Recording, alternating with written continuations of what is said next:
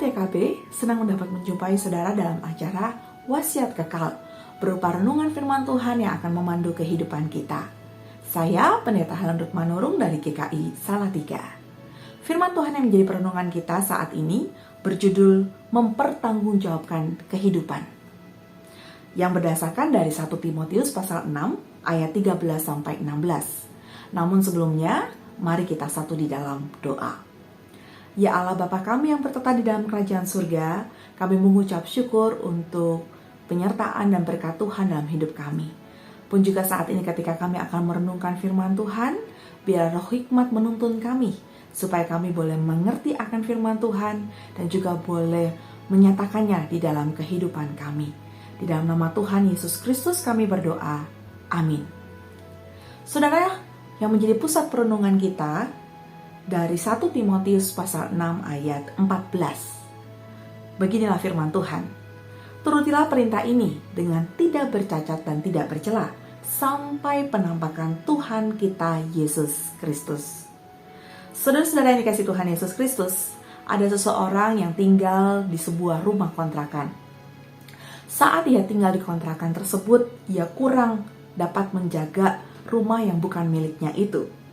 Ia kurang dapat bertanggung jawab untuk bisa menjaga dan juga memelihara rumah kontrakan tersebut.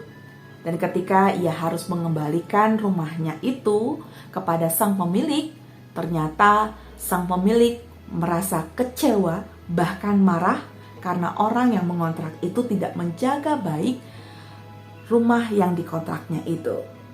Saudara, apakah kita ingat bahwa hidup kita ini adalah sesuatu yang kelak harus kita pertanggungjawabkan di hadapan Tuhan?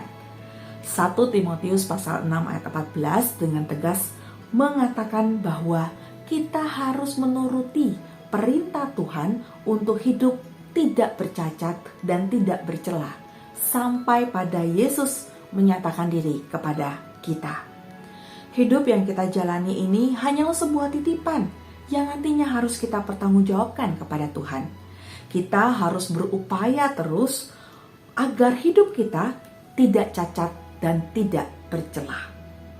Saudara, saat kita lupa bahwa hidup kita ini harus kita pertanggungjawabkan, maka kita akan menjadi orang-orang yang serampangan dan yang tidak sungguh-sungguh menjaga hidup kita.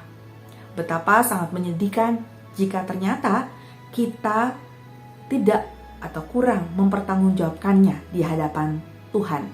Artinya kita hidup tidak berkenan kepada Tuhan, tidak dengan sungguh-sungguh. Kiranya Tuhan menolong kita untuk hidup tidak bercacat dan tidak bercela sampai pada Tuhan memanggil kita. Saudara, hiduplah tanpa cacat dan celah sehingga hidupmu layak menjadi persembahan untuk Tuhan. Mari kita mengakhiri renungan ini dengan berdoa.